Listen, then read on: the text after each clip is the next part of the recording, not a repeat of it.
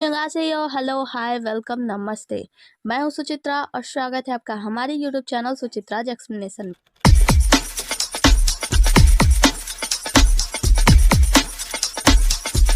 आज हम एक्सप्लेन करने वाले हैं द किंग्स वुमेन का एपिसोड नंबर 20।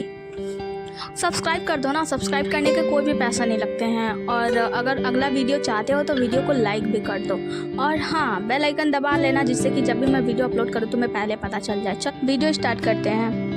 एपिसोड के स्टार्ट में हम देखते हैं कि मैडम ली बहुत ही ज्यादा खतरे में होती हैं और महाराज जो होते हैं जंग उन्हें गोद में उठाकर लेकर जा रहे होते हैं। मेरा भाई है जो 2 दिनों से मुझे वीडियो बनाने नहीं दे रहा है। खैर, महाराज ले जाकर उसे सुला देते हैं और सुलाने के बाद बोलते हैं जल्दी से डॉक्टर को बुलाओ। डॉक्टर आता है, उनकी जांच करता है, कहता है कि जल्दी से जांच करो और उसे पूरी तरीके से ठीक कर दो।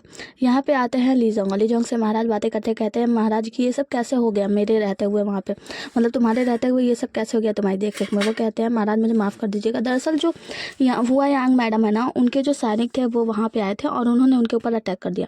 तो महाराज कहते देखो ये मेरा महल है, इसमें मेरे सैनिक जो मतलब मेरे सैनिक कर सकते हैं, मेरे आज्ञा के बगैर यहाँ पे कुछ भी पत्ता भी नहीं हिल सकता। लेकिन ऐसा कैसे हो सकता है? उन मैडम के जो लोग भी हैं सैनिक वैनिक, वो कैसे अटैक कर सकते हैं?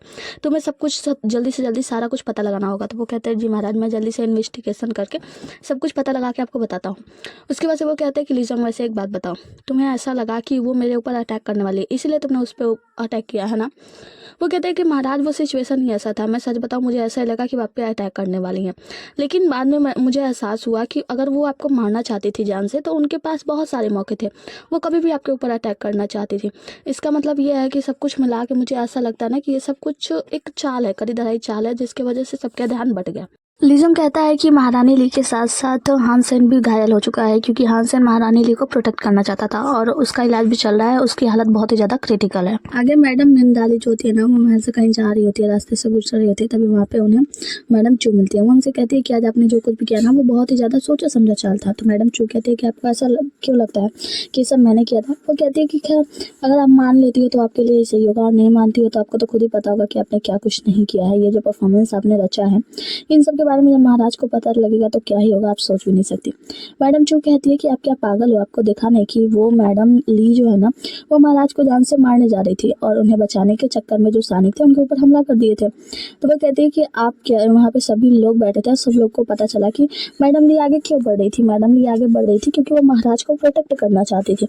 और अगर आपको अभी भी एहसास नहीं हुआ है, आप अभी भी सच्चाई को कबूल नहीं करती हैं तो आगे आपके लिए बहुत ही ज़्यादा परेशानी होने वाली है। खैर मुझे इन सबसे क्या लेना देना, मैं तो चलती हूँ अपने महल में और वहाँ से चली जाती हैं। उसके बाद से हम महल का सीन देखते हैं जहाँ पे हम देखते हैं कि डॉक्टर आते हैं मैडम ली की जांच करने के लिए। वो मैडम ली की नब्ज जांच करते हैं। उसके बाद से जो राजा होते हैं ना, राजा साहब को बताते हैं कि राजा साहब अब मैडम ली बिल्कुल भी ठीक है और कोई खतरे की बात नहीं है, वो खतरे से बाहर है, जल्दी में होश में आ जाएंगे और फिर वहाँ से चले जाते हैं। उसके बाद से महाराज जो होते हैं ना वो महारानी के पास बैठ जाते हैं और महारानी नींद में ही हानसेन करके पुकार रही होती है। महाराज कहते हैं तुम चिंता मत करो, हानसेन को मैंने बचा लिया है और उसका इलाज चल रहा है, वो ठीक हो जाएगा। उसके बाद से महारानी को जो होता है ना सपना आता है, मतलब वो पहले की बातें याद कर रही होती है कि महाराज ने उसी कैसे देख रेख की थी जब उन्हें तलवार लगी थी एक बार। यहाँ पे महाराज फिर से यहाँ पे उनकी देख रेख कर रहे होते हैं, मतलब उनका पसीना पोंछ रहे होते हैं, उन्हें पट्टी कर रहे होते हैं और महारानी की आँख खुलती है। वो देखती है कि महाराज उसकी कितनी केयर कर रहे हैं और यहाँ पे उसे पहले वाली मतलब पुरानी बातें भी याद आती है कि महाराज ने उस वक्त भी इनकी मतलब मैडम ली की कितनी ज़्यादा केयर की थी और आज भी महाराज उनकी केयर कर रहे हैं। आगे की सीन में हम क्राउन प्रिंस यांग को देखते हैं, मतलब दांग को देखते हैं, जो कि अपने साथी से बात कर रहे होते हैं। उनके साथी बताते हैं कि अब महारानी मतलब मैडम ली जो है वो ठीक है और आप चिंता मत कीजिए, ये सब हम लोगों ने जो कुछ भी करवाया था ना, मतलब महाराज पे अटैक करवाया था, वो पता नहीं चलेगा। क्योंकि दरअसल बात यह है ना कि हुआ यान मैडम के कहने पर महारानी ली पर हमला किया गया था, मतलब उनके ही सैनिक वहाँ पे भगदड़ मचाए थे, इसकी वजह से हमारे ऊपर कोई भी शक नहीं करेगा, ये सब हुआ यान पे चला जाएगा। तो वो कहते हैं कि वैसे एक बात बताओ मैडम ली तो ठीक है ना? तो वो कहते हैं कि हाँ मैडम ली तो ठीक है, लेकिन आप उनके बारे में क्यों सोच रहे हैं? क्या आपको पता नहीं है वो महाराज यानी जो राजा हैं वो उनकी उपपत्नी है? तो वो कहते हैं कि दरअसल बात यह है ना, जब मैंने उसको देखा है जब से तब से मुझे वो बहुत ही ज़्यादा अलग सी लगी है क्योंकि उसका ना महाराज में कोई भी इंटरेस्ट नहीं है और वो अन्य पत्नियों की तरह अन्य उपपत्नियों की तरह उनसे लड़ाई भी नहीं करती और इसीलिए मुझे ना उसमें कुछ इंटरेस्ट लग रहा है, मतलब कुछ इंटरेस्टिंग लग रहा है उसके अंदर। और मुझे सच बताऊँ, मैं ऐसा बोलना तो नहीं चाहता था, लेकिन मैं राजा से ना जेलस हो रहा हूँ उस उपपत्नी की वजह से। मैं चाहता हूँ कि वो अपनी तरफ हो जाए, लेकिन ये बहुत ही ज़्यादा मुश्किल है, उन्हें ना हम अपनी तरफ कर नहीं सकते हैं। हालांकि वो राजा से प्यार व्यार तो नहीं करती हैं, शायद मुझे ऐसा लगता है, लेकिन वो हमारी तरफ होने के लिए नहीं मानेंगी, नहीं करते हैं, फिर भी वो राजा को बचाने के लिए चले गए। मतलब वो बहुत ही ज़्यादा इंटरेस्टिंग है। आगे हम महाराज को देखते हैं, जो कि वहीं पे महारानी के पास ही, मतलब मैडम लेयर के पास सोए होते हैं। मैडम लेयर को जैसे ही होश आता है, वो देखते हैं कि महाराज निश्चिंत रूप से उनके साथ ही सो रहे हैं और वो शायद कोई बुरा ख्वाब भी देख रहे हैं। जैसे उनके चेहरे पे हाथ रखने जाती है, महाराज झटके से उठ जाते हैं। कहते हैं तुम ठीक तो ना, तुम उठ गई। वो कहते हैं कि आप यहाँ पे सो गए थे, तो वो कहते हैं कि हाँ, पता नहीं क्यों मैं तुम्हारे पास सो जाता हूँ, वैसे मैं किसी के पास सोता नहीं हूँ, मैं अकेले ही सोना पसंद करता हूँ। वो कहते हैं हाँ, मुझे याद है, जब हम लोग पहली बार एक साथ सोए थे तब आपने बताया था। महाराज को वो बात याद आती है और थोड़ा सा मुस्कुराते हैं, फिर कहते हैं कि अब तुम्हारी इंजरी बिल्कुल ठीक है। वो कहती है वैसे हानसेन मेरे सीनियर कैसे हैं? वो कहते हैं कि आप चिंता मत करो, तुम्हारे सीनियर जो है ना, उनका खून बहुत ही ज़्यादा बह चुका है, मैंने डॉक्टरों से कहा है, वो उसकी देखरेख कर रहे हैं और मैंने उनसे कहा है कि वो किसी भी तरह हानसेन को बचा लें। वो कहती है कि ठीक है, मैं उन्हें देखने जाना चाहती हूँ। वो कहते हैं बिल्कुल भी नहीं, तुम नहीं जा सकती, क्योंकि डॉक्टर ने तुम्हें रेस्ट करने के लिए कहा है और तुम्हारे बदले मैं जाके हानसेन को देख लेता हूँ। तुम चिंता मत करो, वो बिल्कुल ठीक हो जाएगा और मैंने तुमसे वादा किया है, मैं हानसेन को कुछ नहीं होने दूंगा, तो तुम आराम करो बस। वो कहती है कि अगर हानसेन उस वक्त मुझे बचाने के लिए नहीं आया होता उन लोगों से, तो वो उस इतनी सीरियस इंजरी उसे नहीं आई होती, वो साथ सीरियस इंजरी मुझे ही लगी होती। महाराज कहते हैं कि आप चिंता मत करो, मुझे पता है कि ये सब जो कुछ भी हो रहा है ना, वो किसी की चाल है और मैं इसकी जांच जरूर करूंगा। वो कहती है कि वैसे उस वक्त अचानक से मेरे हाथ में वो रियल वाला तलवार आ गया, जिसके बाद सबको लगा कि मैं आपके ऊपर अटैक करने वाली हूँ और सभी लोगों ने मिलकर मेरे ऊपर अटैक कर दिया। ये लोग बात कर ही रहे होते हैं, तभी वहाँ पे नौकरानी खाना लेकर आती है। उस बर्तन में होती है दवाई। महाराज कहते हैं कि लो दवाई पी लो, मतलब वो उन्हें पिलाने जाते हैं, तो महारानी कहती है नहीं, मैं बाद में पी लूंगी। वो कहती है पी लो, क्योंकि तुम मेरी पत्नी हो, तुम बीमार हो और तुम्हारा ख्याल रखना मेरा धर्म है, तो इसलिए मैं तुम्हारा ख्याल रखना चाहता हूँ, तो दवाई पी लो चुपचाप से। वो कहती है कि ठीक है, तो मैं क्विन यार के हाथ से पी लूंगी ना? तो वो कहते हैं बिल्कुल भी नहीं, देखो अगर ये हक मुझसे किसी ने छीनने की कोशिश की तो मैं उससे जान से मार दूंगा, उसका गला कटवा दूंगा, तुम ऐसा चाहती हो? तो वो कहती है नहीं, बिल्कुल भी नहीं। और फिर याद करती है कि कैसे महाराज ने उसे उस वक्त अपने मुंह से खिलाया था। उसके बाद से वो कहती है कि ठीक है, मैं पी लूंगी और दवाई पी लेती है। आगे हम लान यार और जिंकाई को देखते हैं, जो लोग कैपिटल में यानी कि राज्य में पहुंच चुके होते हैं। यहाँ पे लान यार कहती है कि हम लोग कैपिटल में फाइनली पहुंच चुके हैं और वैसे भी अब मेरे पास खाने के लिए एक भी कुकीज़ नहीं है, मुझे वो भीड़ लगी है। यहाँ पे जो जिंकाई होते हैं वो राजकुमारी ली और के बारे में याद कर रहे होते हैं जब वो दोनों यहाँ पे आए थे। उसके बाद से वो कहती है क्या हुआ, तुम कुछ सोच रहे हो? वो कहते हैं नहीं, मैं कुछ सोच नहीं रहा था, बस चलो ना, मुझे भी भूख लगी है, चलो कहीं कुछ खाते हैं। आगे की सीन में हम देखते हैं कि हानसेन जो होते हैं उनका हालत बहुत ही ज़्यादा ख़राब है। मतलब वहाँ पे डॉक्टर बताते हैं कि इनका खून बहुत ही ज़्यादा गिर चुका है और इन्हें बचाना मुश्किल है बहुत ज़्यादा। अगर 2 दिन ये सर्वाइव कर जाते हैं तो आगे चल के इनकी जान बचाई जा सकती है, वरना कुछ कहा नहीं जा सकता। यहाँ पे जो राजा साहब होते हैं इंगजेंग, वो कहते हैं कि देखो किसी भी तरह इनकी जान बचाओ, मतलब जितने भी डॉक्टर लगे उन्हें लगा दो, लेकिन इनकी जान बचा लो, क्योंकि जो इन्होंने मैडम ली के लिए किया है ना, वैसा कोई भी नहीं कर सकता। मैडम ली के लिए इन्होंने अपनी जान जोखिम में डाली है और मुझे ये मतलब हानसेन ना ठीक ठाक चाहिए, इन्हें ठीक करो। आगे की सीन में हम 2 युवकों का फाइट देखते हैं, जहाँ पे क्वीन यू यांग होते हैं जो कि यान स्टेट से होते हैं और दूसरे गाओ जियान ली होते हैं। ये दोनों लोग ना ये शराब की प्याले को अजीब तरीके से पकड़े होते हैं, फिर उन्हें नचा के मतलब उन्हें होल्ड करना होता है, जहाँ पे गाओ जियान ली जो होते हैं ना वो जीत जाते हैं, मतलब उस शराब के प्याले को होल्ड करते हैं और फिर एक मार देते हैं, जिसके बाद से क्वीन यू यान जो होते हैं ना वो हार जाते हैं। तो वो खड़े होते हैं, सभी लोग ताली बजाते हैं, कहते हैं कि आप जीत गए। तो वो कहते हैं कि देखो मैं अगली बार तुमसे जीत कर दिखाऊंगा। यहाँ पे वो लोग चले जाते हैं, तो जिंकाई और जो कैट गर्ल होती है ना वो दोनों आते हैं और गाओ जियान ली को प्रणाम करते हैं।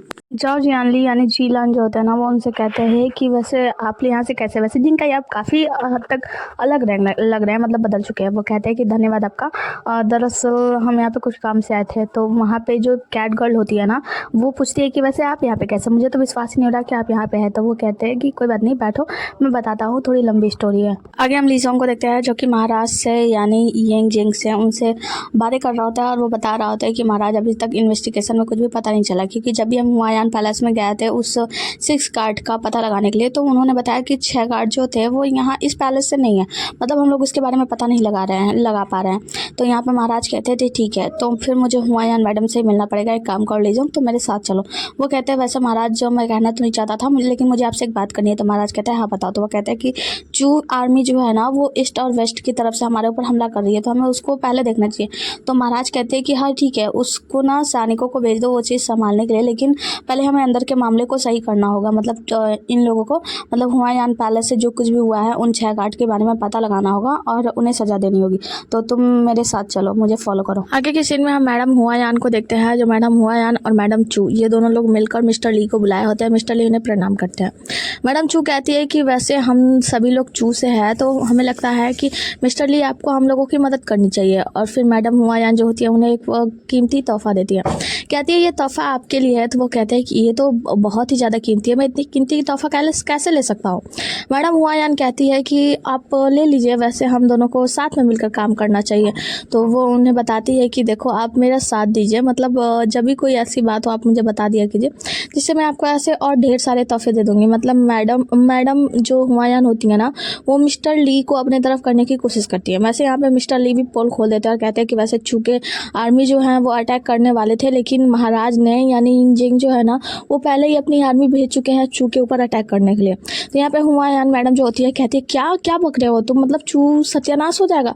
तो वो कहते हैं कि जी हाँ महारानी। तो वो कहते हैं कि वैसे क्या राजा को रोकने का कोई और तरीका है। तो यहाँ पे मिस्टर ली कहते हैं नहीं महारानी, उन्हें रोका तो नहीं जा सकता। अब हमारे पास एक ही रास्ता है कि हम लोग चू के राजा को बता दें ये सब बातें कि वो उनके ऊपर अटैक करने वाले हैं। तो वो कहती है कि ठीक है। उसके बाद सब ये लोग बातें कर रहे होते हैं, तभी वहाँ पे उनकी नौकरानी आती है मैडम हुमायूं की, और वो कहती है कि महाराज आ रहे हैं महल में, और वो उन 6 जो सैनिक है ना उन 6 सैनिकों को पकड़ने के लिए यहाँ पे आए हैं, लीजोंग के साथ आए हैं।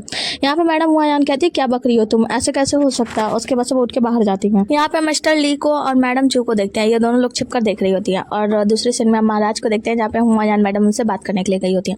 कहती है आप लोगों की हिम्मत कैसे हुई हमारे महल में आने की। तो वो कहते हैं राजा साहब कि जिसने हमारी महारानी पे हमला किया वो 6 गार्ड हम उन्हें कैद करने के लिए आए हैं। तो मैडम हुमायूं कहती है कि ऐसा कभी नहीं हो सकता, वो 6 गार्ड जो होते हैं ना वो मेरी रक्षा करने के लिए होते हैं, तो अगर आप उन्हें ले जाना चाहते हैं तो ठीक है, मेरे लाश पर से गुजर के जाइए। महाराज कहते हैं तो ठीक है, फिर अगर महारानी में ऐसा ही चाहती हैं तो गार्ड्स इन 6 गार्ड को पकड़ लो और इन्हें जान से मार डालो। तभी वो गार्ड जो होते हैं वो सब वहीं पे घुटनों के बल बैठ जाते हैं। इतने में मैडम ली आ जाती है और महाराज को समझाती है कि देखिए महाराज, वो जो 6 गार्ड है ना इसमें उनकी कोई भी गलती नहीं है, वो लोग तो बस आपको प्रोटेक्ट करना चाहते थे। वो तलवार अचानक से मेरे हाथों में गिरी तो उन लोगों को लगा कि शायद मैं आपके ऊपर अटैक करना चाहती हूँ, इसीलिए उन लोगों ने आपको प्रोटेक्ट करने के लिए मेरे ऊपर हमला किया। तो महाराज कहते हैं कि लेकिन आपको पता नहीं है ये सब कुछ ना इन लोगों की जरूर कोई चाल है और ये लोग कुछ ना कुछ गेम खेल रहे हैं, इसके वजह से मैं इन गार्ड्स को सजा देना चाहता हूँ।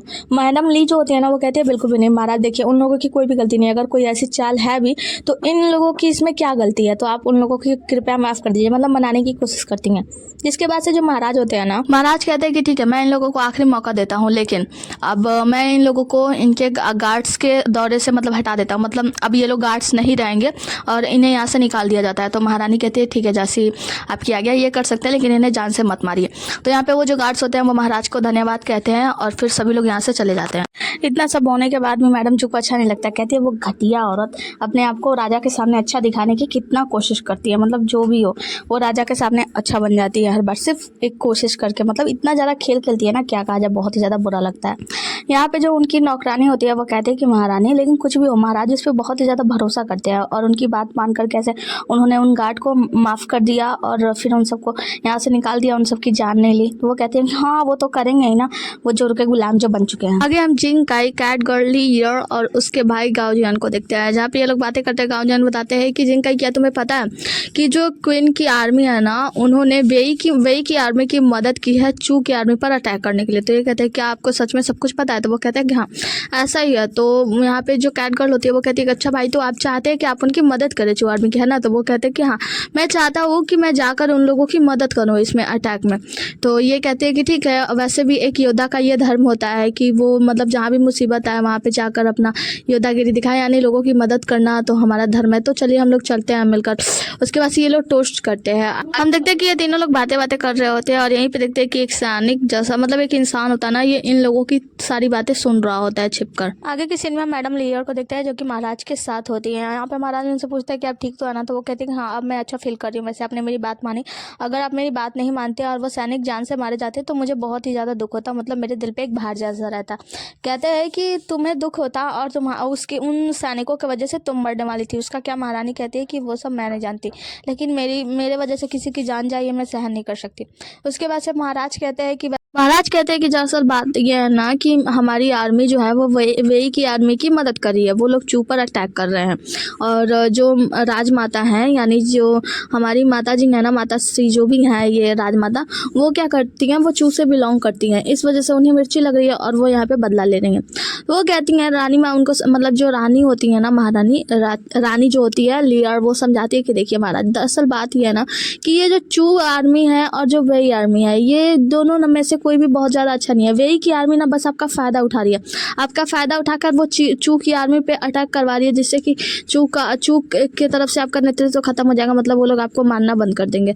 और देखिए वैसे भी क्वीन आर्मी जो है वो इतनी भी ज़्यादा शक्तिशाली नहीं है, और वेई आर्मी जो है ना वो बहुत ही ज़्यादा शक्तिशाली है। वो आपकी मदद तो ले रही है, लेकिन देखिएगा बाद में जब आपको ज़रूरत पड़ेगी ना तो वेई की आर्मी आपको छोड़ कर चली जाएगी। वो खुद इतनी सक्षम है ना कि अगर उन लोगों के ऊपर कोई अटैक भी कर देना तो वो लोग अपने आप को सहन कर सकते हैं, लेकिन आप मतलब क्वीन की आर्मी नहीं कर सकती है। तो अगर मुझे ऐसा लगता है कि अगर मैंने कुछ गलत बोल दिया तो मुझे माफ़ कर दीजिएगा, लेकिन मैंने जैसा सोचा मैंने वो बता दिया। महाराज कहते हैं नहीं, दरअसल आपने तो मेरी एक बहुत बड़ी प्रॉब्लम सॉल्व कर दी है। आगे की सीन में हम कैट गर्ल, जिंकाई और उनके मतलब जो कैट गर्ल होते हैं उनके भाई को देखते हैं, जहाँ पे ये लोग सैनिकों के पास आए होते हैं, देख रहे होते हैं छिपके। ये लोग कहते हैं कि क्वीन की आर्मी है वो लौट रही है, मतलब ऐसा लगता है वापस लौट रही है। तो यहाँ पे ये लोग बात करते हैं कि ऐसा लगता है कि शायद क्वीन के राजा जो है ना उन्होंने आदेश दिया है ना वापस लौटने की। ये तीनों लोग खुश हो जाते हैं। उसके बाद से ये सभी लोग आपस में बातें करते हैं किसी एम्प्टी सॉन्ग, एम्प्टी ताई ईस्ट के तरफ रहते हैं, एम्प्टी जिंग के बारे में ये लोग सभी लोग बातें करते हैं। तो जिन बातों को सुनकर ना जिंकाई को कुछ एहसास होता है, मतलब वो बार बार उनके नाम को सुनता है। उसके बाद से वो क्या करता है ना कि बहुत ही ज़्यादा सोचने के बाद उसे याद आता है एक समय जब मिस गुंगसंग ली ने ना ये शब्द पढ़े थे, मतलब एक पेपर में। उसकी वजह से उसे याद आता है तो वो कहता है कि गुंगसन यू जो है ना वो एम्प्टी सॉन्ग के पास ही जाने के लिए मुझसे कहते हैं कि स्वॉर्डशिप यानी तलवारबाजी का जो रियल वो है ना वो मिस्टर सॉन्ग के पास ही है, मतलब एम्प्टी सॉन्ग के पास है और मुझे एम्प्टी सॉन्ग के पास जाना चाहिए, ऐसा मिस्टर गुंगसन यू ने कहा था हमसे। आगे की सीन में देखते हैं कि महाराज जो होते हैं ना वो मैडम लीयर के साथ मैडम हुआयान के कमरे में जाते हैं, उनसे मिलने के लिए उन्हें प्रणाम करते हैं। मैडम हुआयान अपने नौकरों को आदेश देती है कि इन्हें चाय पिलाया जाए। ये चू से लाया गया बहुत ही महंगा और अच्छा टेस्टी चाय है, तो इसे टेस्ट करके बताइए आप लोग ये चाय कैसा है। मैडम ली यार जो होती हैं वो चाय को टेस्ट करती हैं और यहाँ महाराज भी टेस्ट करते हैं। महाराज तो कुछ नहीं बोलती, लेकिन मैडम ली यार उसकी कुछ कमियाँ और कुछ विशेषताएँ बताती है, मतलब वो अच्छा है और किस चीज़ में बुरा है ये सारी चीज़ें बताती है। जिसके बाद से मैडम चू कहती है कि शायद आपको इन सब का बहुत ही ज़्यादा अंदाज़ा नहीं है अच्छे से। तो यहाँ पे महाराज फिर अपना बताते हैं कि वैसे महारानी हम आपसे यहाँ पे मिलने के लिए क्यों आए हैं वो मैं आपसे बताना चाहता हूँ। महारानी माँ कहती है कि ठीक है कहिए। तो महाराज बताते हैं कि दरअसल बात यह है ना कि मैंने वेई के सैनिकों की रक्षा के लिए अपने सैनिकों को भेजा था ताकि वो उन दोनों के साथ मिलकर चू पर अटैक कर सके। तो मैडम जो होती हैं चू भी यहीं पे बैठी होती है, तो वो कहती है कि अच्छा तो आप चू के बारे में इतना सब सोचने लगे हैं। तो वो कहते हैं नहीं ऐसी कोई बात नहीं है, दरअसल बात यह है ना हमारी जो महारानी है यानी कि ली ईयर जो है ना उन्होंने ये मुझे समझाया कि वेई के तरफ से लड़ाई करके मैं बुरा कर रहा हूँ। अगर चू को घातिक मतलब कोई भी ऐसा वैसा कुछ भी हो जाता है तो उस पर मेरी ही गलती होगी, वैसे भी मेरा राज्य इतना ज़्यादा संपन्न नहीं है वगैरह वगैरह, मतलब समझाते हैं कि महारानी ने मुझे समझाया था इसीलिए मैं आपसे ये बात करने आया हूँ कि मैं ऐसा ऐसा चाहता हूँ। रानी माँ कहती है कि अच्छा आप तुम एक औरत की बात मानने लगे, वो तुम्हारी उपपत्नी है और तुम ऐसा क्यों कर रहे हो, एक जोरू का गुलाम बनते जा रहे हो, जैसा जैसा वो कहती है वैसा वैसा तुम करते जाते हो।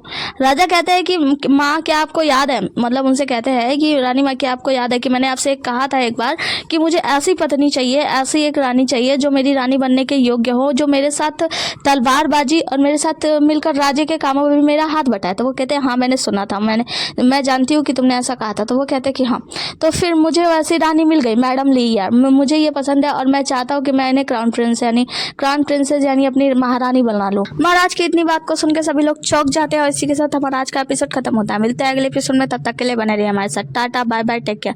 और हाँ आजकल मेरा भाई मुझे वीडियो बनाने नहीं दे रहा है क्योंकि छोटा है, बुआ के यहाँ से आया तो बहुत ही ज़्यादा परेशान कर रहा है। प्लीज़ लेट भी हो रहा है उसके लिए माफ़ कर देना। और चैनल भी बंद हो जाएगा मेरा अगर तुम लोग लाइक नहीं करोगे तो। प्लीज़ चैनल को सब्सक्राइब कर दो और वीडियो को लाइक कर दो प्लीज़, अगर बंद नहीं करने देना चाहते हो तो।